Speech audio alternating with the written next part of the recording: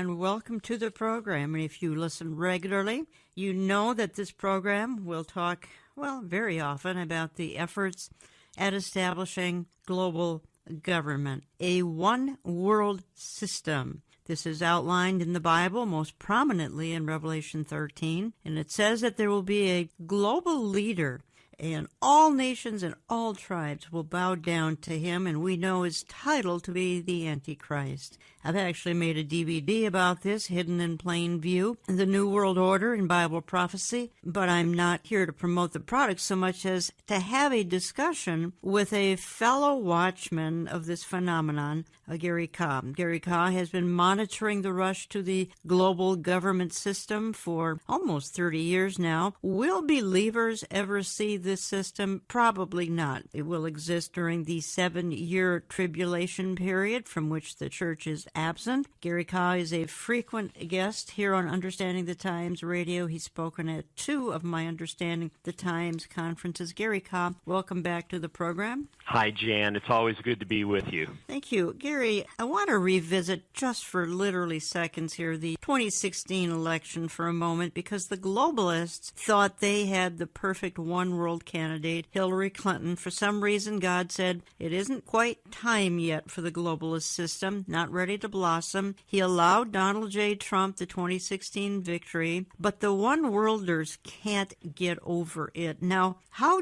desperate do you think they will get, and what could they do to stop the rush towards American nationalism here in this country? Well, first of all, I think that all of us would enjoy a time of peace in the United States and to see this divisiveness that exists currently come to a halt. But honestly, I believe just the opposite is going to happen. The Democratic Party took a strong turn to the left in the midterms, and I believe they're going to continue to go after President Trump even more vigorously now that they have Adam Schiff, for example, in charge of the House Intelligence Committee. I know there's a pretty large number of Democrats who do want to pursue impeachment. We'll see what happens with that. It's going to be an all-out battle the rest of the way. The problem is good news keeps coming out every day on the economy, and they don't want to see that. I believe they actually want to try to collapse the economy in any way possible while Trump is still in power so that they can use that as a type of backlash against him in the next presidential election. If they can't get him out any other way,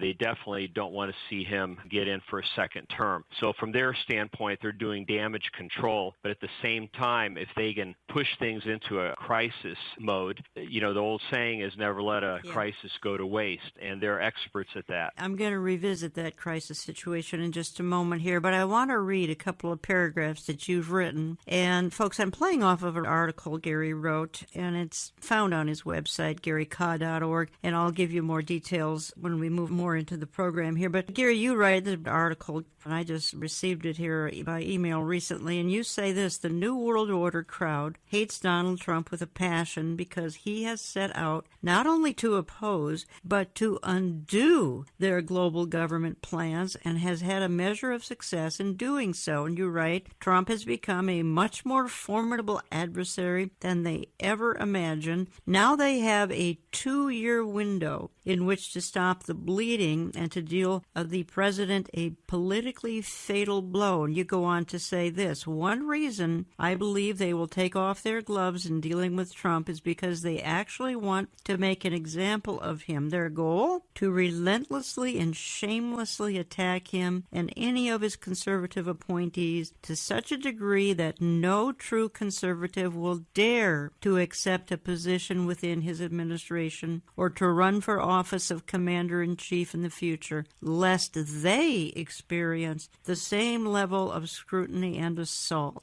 The message is loud and clear. Hillary Clinton, James Comey, John Brennan, and others of their globalist deep state clan can commit any outrageous crimes they want to do and remain unscathed because they have the most powerful and corrupt network of people in the world on their side. So I'm stopping there, Gary Cobb. So let me ask you this. After reading that, then the deep state, is that just a bunch of globalists? Is that just another another term for one-worlders? It is, but there's more than just politics involved. There's a spiritual worldview here.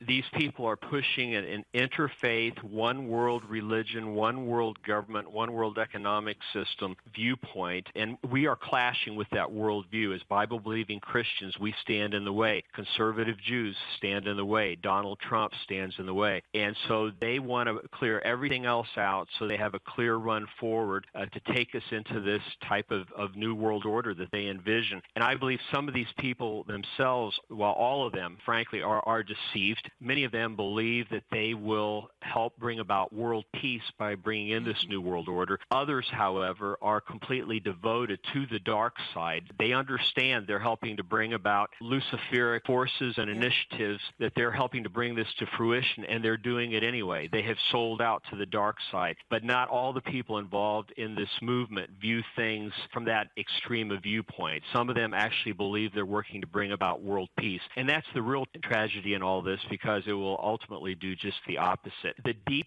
state has its name from the idea that runs deep in Washington and in government circles.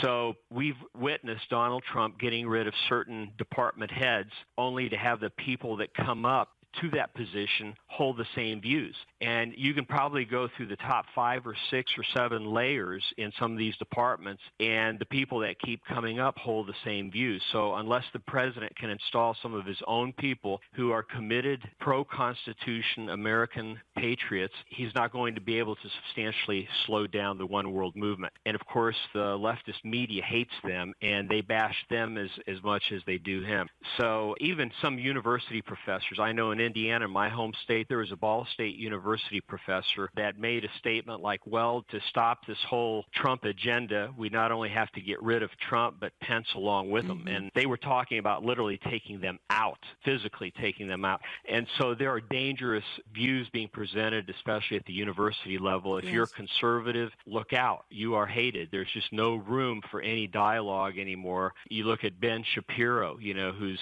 tried to speak on college campuses, and others, and they will do everything they can to keep them off the campus. But if you're a leftist, you're welcome. You're listening to Understanding the Times Radio. Jan Markell here talking to Gary Kah. You can learn more at his website, GaryKah.org. That's spelled K-A-H. And I'll give you some of his books a little bit later, and you have to get those at GaryKah.org. So I guess my ultimate question, Gary, was, and you've answered it, thank you, and that is, how deep is the deep state? And I think we should clarify, because honestly, there are deep state people in America, both parties, Republican and Democrats. It's not just one party, it's both sides of the aisle. No, you're right. When I worked for the government of Indiana back in the 80s, I just loosely, from observing things and having had personal experience there in politics, I'd say at the time 55 to 60% of the globalists in Indiana who were pushing this agenda were Democrats, and around 35-40%, somewhere in there, were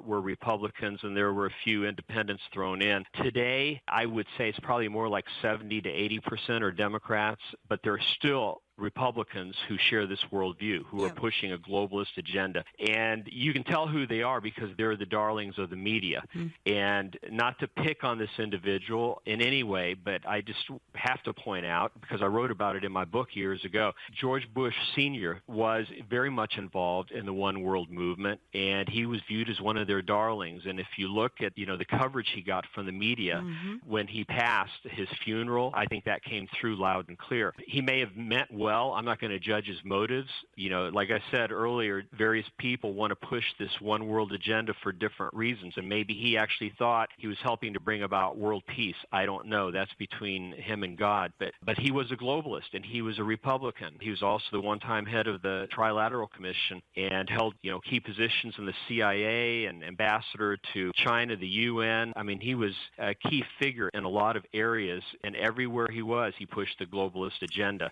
So we cannot fall for the idea that it's only Democrats who are globalists. These people are smart. They've got people in both the Democrat and Republican camp so that they can try to play both sides. I want to quote you again, Gary Ka. You say, I believe we are closer to extreme civil unrest and possibly even civil war than at any time since the 1860s. Our nation stands divided, its citizens holding two completely different, diametrically opposing worldviews. The left and the right cannot coexist within our country much longer. Barring divine intervention, I fear that something is about to give. And I am too, Gary, and I've said that publicly various places as well. And you've already verbalized one of my concerns, and that's having our president or vice president or both taken out, perhaps in a violent way, because again, these one-worlders, these deep state people, they're in a panic, they're in a frenzy. They lost their 2016 election, which they can't get over, and they're just bound and determined to destroy everything in their path. I've had many guests on this program saying the same thing, as these people are intent upon destroying everything in their path until they get their way. Yeah, and it's not just that President Trump is standing in their way, but he's actually had some success in undoing their plan. You know, just the whole NAFTA renegotiating and moving away from that. That throws a major wrench into their plans.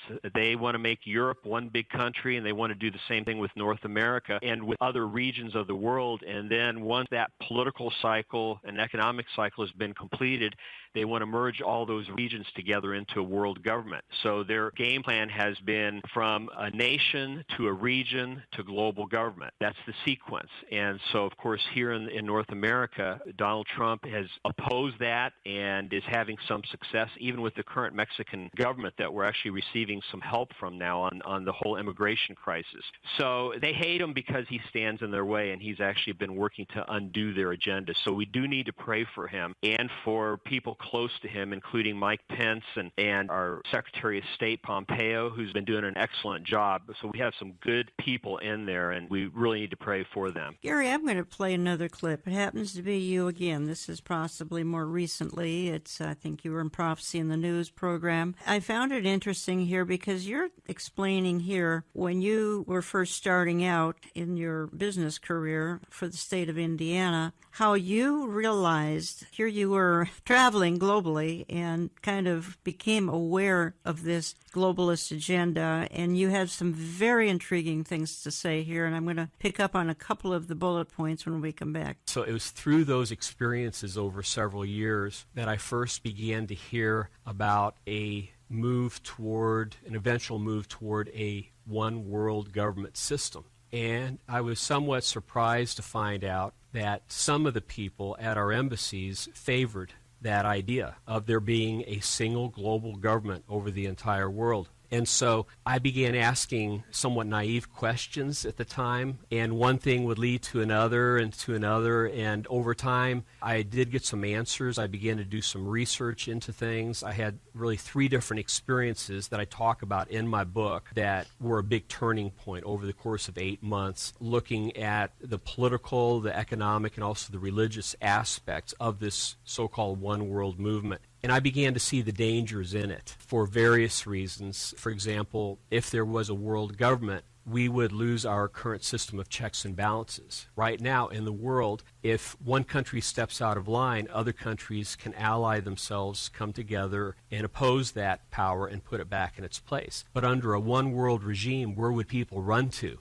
If the world government itself is corrupt, there's no place left to go to because the entire world is now under a single global umbrella. And then there was the issue of our U.S. Constitution, which really, the way it's worded right now, it would be very difficult, if not impossible, for us to go into a one-world government. So somehow they would have to scrap our Constitution or change it in a major way. And then also the fact that you would have international bureaucrats somewhere, probably in Europe, calling the shots. And we would also have to pay taxes. Somehow this additional layer of government would have to be funded. And then on top of all that, when you look at those who are, I would say, the most influential people in this movement, they hold a completely different worldview, and it happens to be very anti-Christian, and they also are strongly opposed to Israel and conservative Jews. And so by this time in my research, I began seeing the handwriting on the wall. I thought if all this were to come to fruition, it would be like Adolf Hitler all over again, except truly on a global scale this time. I hope you caught what Gary said there in that middle of that little clip. If this kind of a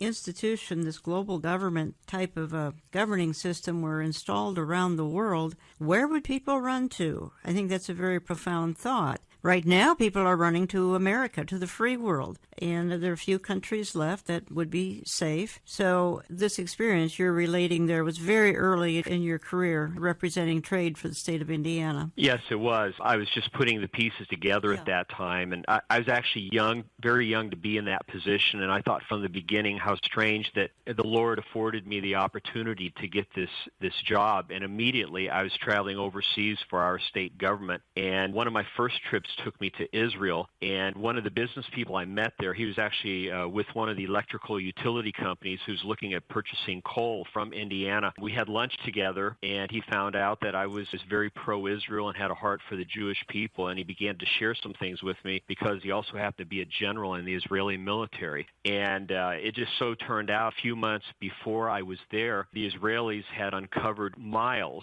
of underground tunnels in southern Lebanon that were stashed with mostly Russian-made military equipment, and they were gearing up using some of the Lebanese, perhaps some of the Syrians, to invade Israel. And I asked the question, I said, how can this be? There's been nothing in the international media about this at all. But in Israel, everyone was aware of it because it took months for the Israeli military to get all of this equipment out of Lebanon and bring it to Israel. And so I asked, why this bias in the media? If they know about it, why are they not sharing this with us? And ultimately, it led me to conclude that there is a very strong anti-Israel, anti-Jewish, also anti-Christian bias in the people who, for the most part, control our media. And today we're seeing that. It's out in the open. Back then it wasn't. It was hidden. But Donald Trump has been a type of lightning rod that has brought everything to the surface. The leftists, the globalists, they can't hide their feelings anymore. We see what they believe. Yeah. And I think they also believe there's strength in numbers. They feel that they have enough control in key strategic places of our government, in the media, in our university system,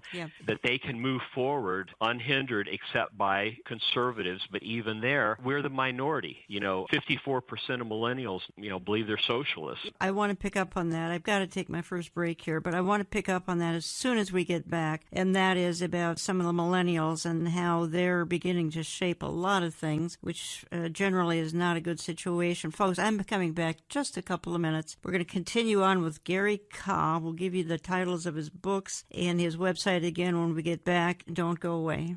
Would you support if we as a whole world just came together under one government? Yes. Why not? A new world order type of idea of being under, global government. Is that something you'd be in favor of? Yeah, definitely, with Canada being such a multicultural country. Yeah, why not just expand it to the new world order, right? Okay, and welcome back. And just a couple of young people weighing in there, sort of man-on-the-street interviews going on. What would you think of a one-world system? Oh, great idea. And again, this has been propagated through our educational systems, particularly here in the Western world. Textbooks have infected entire generations, the last couple of generations, and Gary and I were talking off air here recently this past week, and my goodness, once some of the baby boomers or the generation, the World War II generation passes on, Gary Kah, what do you think will happen? I mean, assuming we have that kind of time left, I don't believe we do, but in a worst-case scenario, you get these millennials in positions of high places, my goodness, they're going to welcome the Antichrist like he is a rock star. Well, yeah, and we have kids that are aged 23 to 32 right now. And so we're well aware of what millennials are talking about and what they believe. And even in Christian colleges now, more and more young people are having to defend their views from the standpoint of wanting to defend our constitutional republic, because there's this push toward globalization and one world, and the term multicultural is thrown around a lot. Oftentimes it actually means one world or moving in that direction. So definitions are very important. I always told our kids, make sure you get a good definition so that it's not misunderstood. Then you know how you can move forward on that. And some of the time they have taken on their professors and had a healthy debate on some of these issues. What's interesting is right now, and I mentioned this right before the break, but I just want to go there, 54% of millennials in a recent survey stated that they are socialists. In another survey, though, only about half of those millennials understand what socialism really means. So much of this is naivety, but they are definitely not pro-free enterprise. It's fair to say that. And in the next national election, it is believed, it's less than 2 years from now, it is believed that for the first time, millennials will outnumber baby boomers. And so we'll have to see what happens with that. But unless baby boomers and those who are left of the World War II generation, which are fewer and fewer, unless 90% of them turn out to vote and all vote very conservative, it could be the first election that is completely given to the millennials. I think it might be close, but globalists would love to see the economy collapse under Donald Trump so that they can point blame at him and say, look at what he did. This is because of Trump. They're hoping they can then produce a huge backlash against conservatives and that ultra-liberals will come in like a wave. And I think that's a real possibility that could happen. I hope it doesn't. I pray it doesn't. But that's what they're trying to bring about. So you'll even notice in the news every day now, we have good news coming out on the economy. Twice as many jobs created last month as what they expected. Low unemployment rate, great domestic growth, more manufacturing jobs. And yet for every piece of good news that comes out,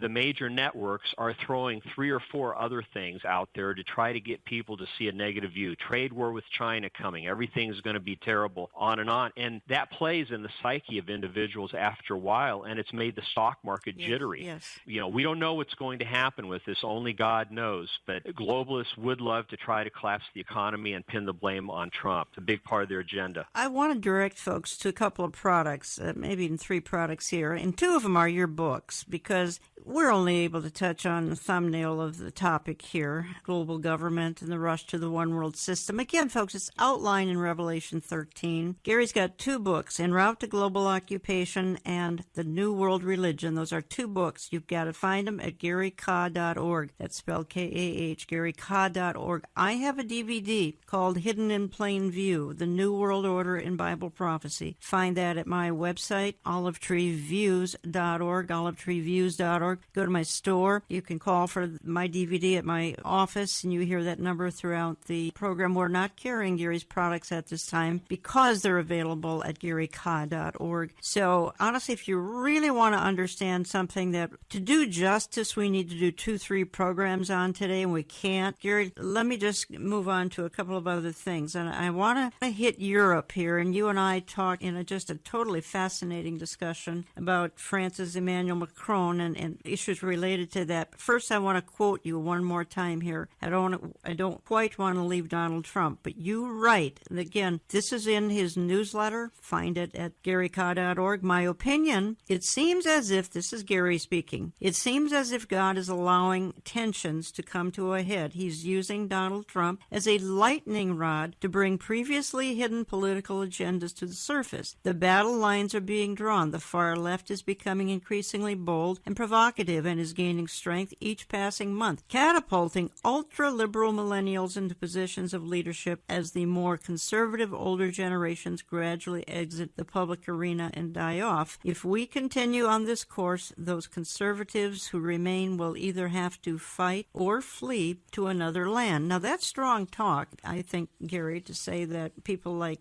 you and me may have to flee to another country. Frankly, you know, we often talk, you and I, when we talk about this subject, that it's going to take, some kind of a crisis to bring about this global government. And we talk about it's going to be environmental, it's going to be political, it's going to be weather, is it going to be financial? My own opinion, and I bring this out in the DVD I made, is it's going to be the rapture. Once the rapture happens, this global system will fly into place in literally a nanosecond. But I want to go back to a single individual or organization stirring this up. Let me just ask you, George Soros, he's huge, but he's in cooperation with a lot of others, and you said to me Freemasonry is huge. It is. As I was researching this back in the 80s, everything I traced down when I went down a rabbit trail to try to get to the end of it, it always seemed that there was a high-level Freemason there, and so that became a common denominator for me. It took a while to put all those pieces together, but even their magazine back in the 80s was called the New Age magazine, and then the name was finally changed when people began to catch on. People like Alice Bailey,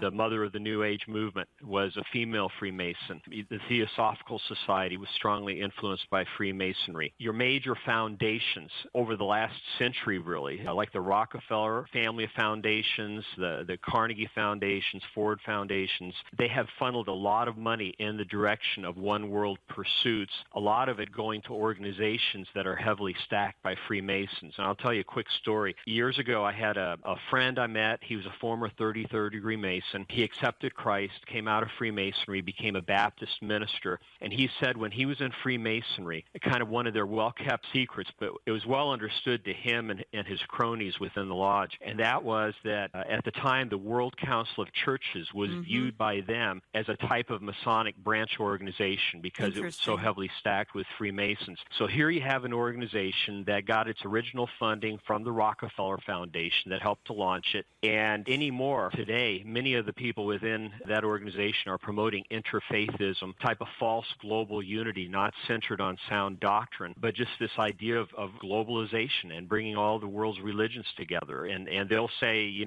their goal is harmony and unity and such, but we know from reading the Bible where all this is going to go in the very end. And it's going to require the return of Jesus Christ to make things right on this planet because things will spin out of control. And Satan is so deceptive in this area. All of us would love to have peace and unity, but it's got to be based on the truth, not in a deception that leads people ultimately to hell. If you join me late, you're listening to Understanding the Times Radio. Jan Markell, your host here on the line. From another location I won't disclose is Gary Kahn. You've heard him on this program numerous times. Been at a couple of my conferences. Learn more at GaryKah.org. A couple of quotes I want to give here. Arnold Toynbee, and he passed away as recently as 1975, says, "The nations of the world are ready to give the kingdoms of the world to any one man who will offer a solution to the world's problems." And Paul Henry Spaak, S-P-A-A-K, said back in 1957, "What we want is a man of sufficient stature to hold the alliances of all the people and to lift us out of the economic morass into which we are sinking." Then he says, "Send us such a man, and be he God or devil, we will receive him." So you can see the mindset for decades has been, okay, things aren't going as well as we'd like. We need sort of a global leader. Henry Spaak says, "Send us such a man, be he God or devil, we will receive him." The book of Revelation says they will receive such a man. He will be devil-inspired. His title is the Antichrist, and the stage is being set for him to play the role. So, Gary Kah, we talked a little bit about, takes a crisis, some kind of a crisis. I suggested environmental, political, weather, financial, all of those things. Throw in the rapture, of course, that will add to it as well. Any other kind of a crisis you can think of that could hasten this system? Well, here in the United States, things are so hostile now that I believe we could be headed into a time of major civil unrest that could come on quite quickly under the right circumstances, and even a type of civil war. And again, I hope that doesn't happen, but we're moving in that direction right now. And I have always felt if such a time, heaven forbid, happens in the United States, we would be very vulnerable to our foreign adversaries. And if we were ever going to get hit from outside of our country, that would be the time that our adversaries would attempt to do so. And if you have a major crisis here in the United States, what happens here affects the entire world, especially the Middle East. If we were suddenly taken out of the way as a major world power because of being preoccupied from a disaster within, what would happen to Israel? Would the countries around Israel decide, okay, this is our time to make a move? Would they try to attack Israel? Israel would no longer have us as an ally. They'd be on their own. I mean, their backs would be against the wall. So there's so much fallout from a crisis of that nature. And I think lumped together with all the other alleged crises, the environment, the coming global economic disaster that is being pushed, and just about everything you can think of, they're touting as a crisis, as a reason for why we have to have a world government. But you put all that together, and it could do the trick. Somebody's going to step on the scene at the right moment, and they're going to appear to have all the answers, and instead it's going to be the biggest trap. And while we're on this subject, I know, Jan, you and I, we had talked about this earlier off the air. Religious leaders have to get behind this in order for a one world government to come together. And here you have Pope Francis recently being quoted in an Italian newspaper, La Repubblica, saying that Americans must be ruled by a world government as soon as possible, quote, for their own good. And also, he was on record saying that Europe should become one country under one government. Yeah. Here you have the first Jesuit pope in place. He's a globalist. He's been one for a long time. He's totally committed to the global climate change, environmental agenda, which is simply a way for the globalists to gain more power through building an international bureaucracy and infrastructure. He's completely on board with all this. And I personally believe that many of the globalists see this time as their opportunity to make a move because they have the proper pope in place to work alongside of them to bring it to fruition. But he's getting old. He's up in his 80s. And I think that's another reason why they're pushing as hard as they can right now. And again, Donald Trump has gotten in their way. And so if they're on a timetable here and they want to pull all this off in the next few years, they're going to have to do something pretty drastic fairly soon in order to stay on this timetable. Yes. And if they can't, they'll pass this opportunity and have to wait for another one. Gary, I'm so glad you raised that. I actually have that article in front of me. Pope Francis, world government must rule U.S. for their own good. He says the danger concerns immigration. The Pope continued, speaking here to La Repubblica. Our main and unfortunately growing problem in the world is that of the poor, the weak, the excluded, which includes migrants. This is why the G20 worries me. Again, this is Pope Francis. It mainly hits immigrants, Pope Francis said. And he says the idea that Americans would be better off under a world government doesn't stop there.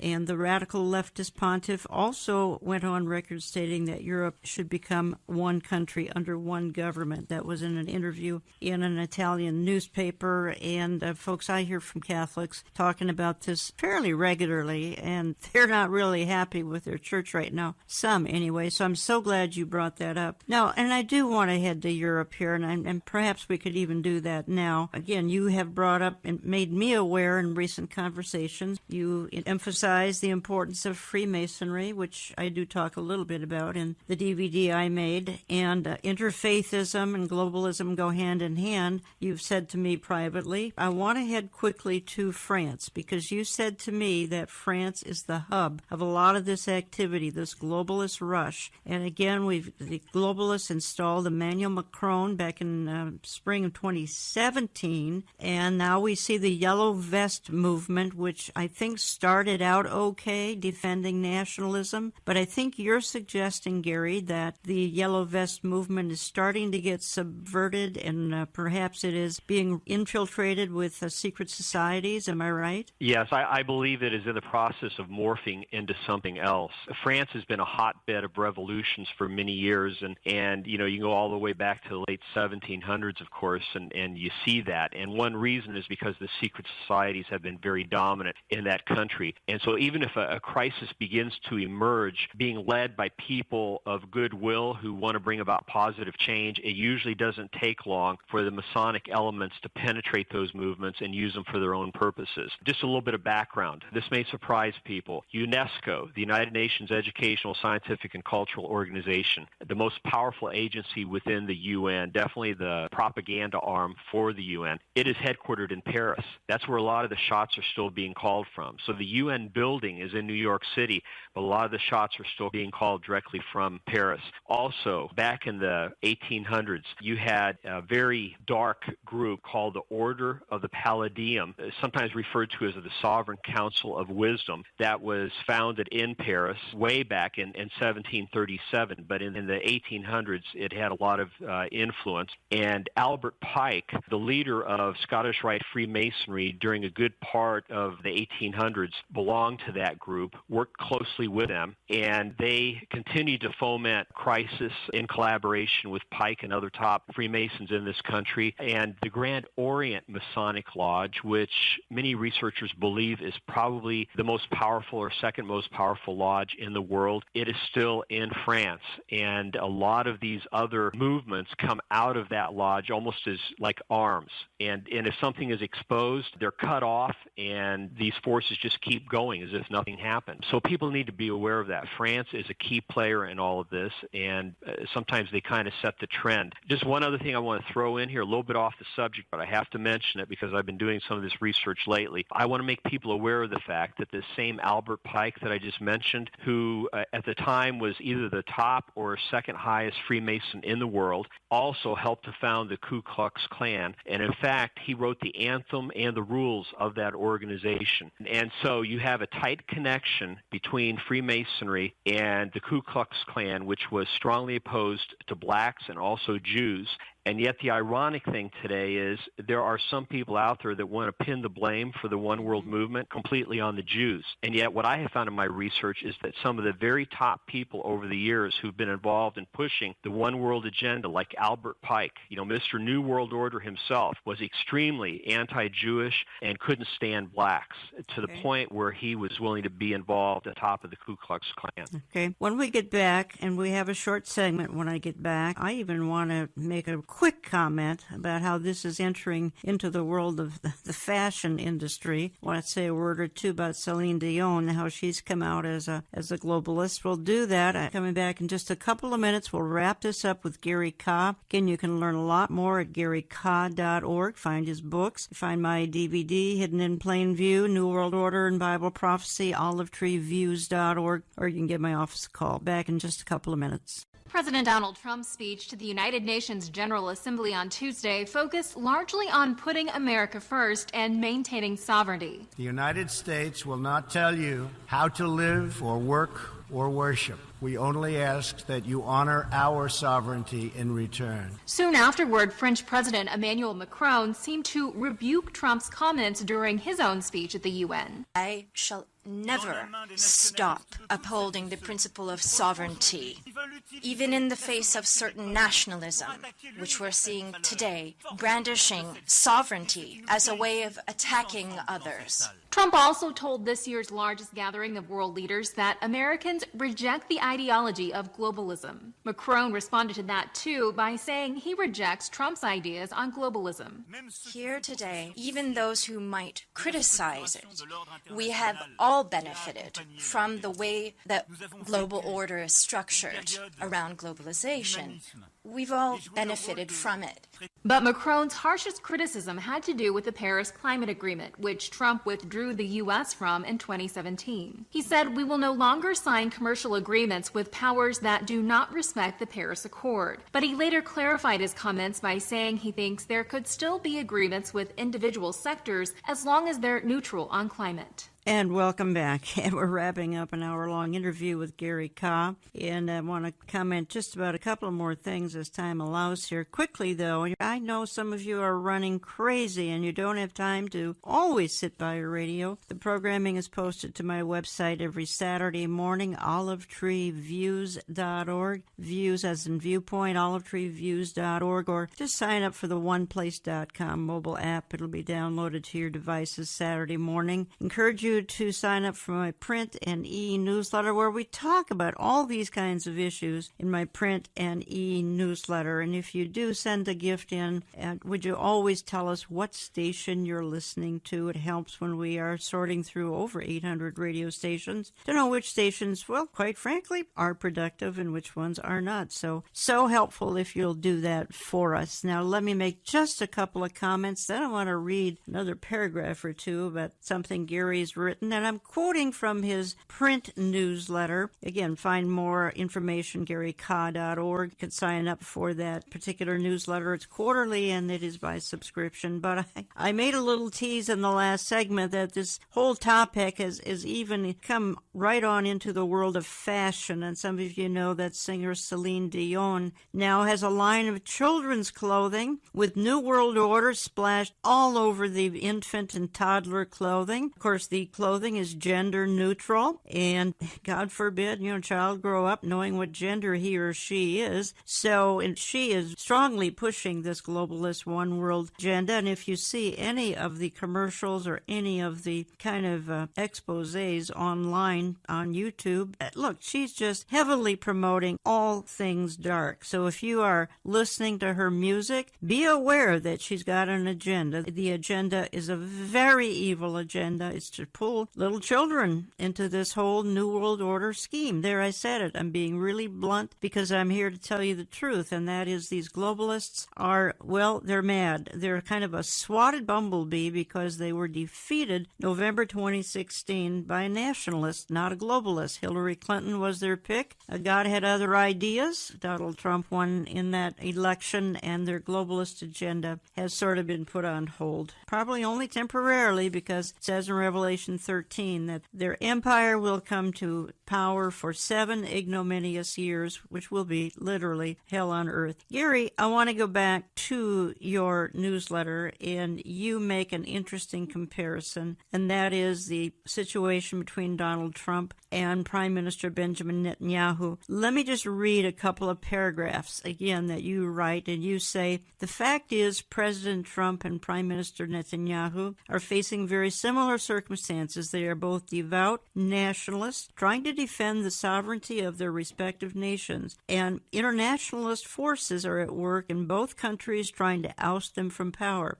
The U.S. and Israel have historically been the most fiercely independent nations on the planet. The U.S. was formed mostly by Christian settlers who sought to escape the corrupt powers and religious impositions of Europe, while Israel was reestablished to give the Jewish people a homeland and safe refuge from their global pursuers. In each case, if our nationalist governments are brought down and replaced by forces loyal to world government, there will be no place to run from the emerging world order. With the exception of a few small nations and islands, the rest of the world is already firmly in the grip of devoted globalists. And then you wrap that up, Gary, and you say, to the power elite, Trump and Netanyahu epitomize the nationalist resistance to their international socialist agenda. Therefore, the efforts of both men must be thoroughly crushed. If the globalists succeed, they will have removed the final 2 major political obstacles to their one-world plan. And then you say Britain's current Brexit scenario presents a new and unforeseen threat to the global powers, although I believe it may be short-lived, as London and the overall culture of the UK seems to remain firmly in the grip of hardened socialists. The real question is, how long can conservatives hold on? Okay, going back to the fact that President Trump and Netanyahu are facing similar circumstances, I guess I'm not totally surprised. I think there's sort of just an unusual parallel between the United States and Israel. But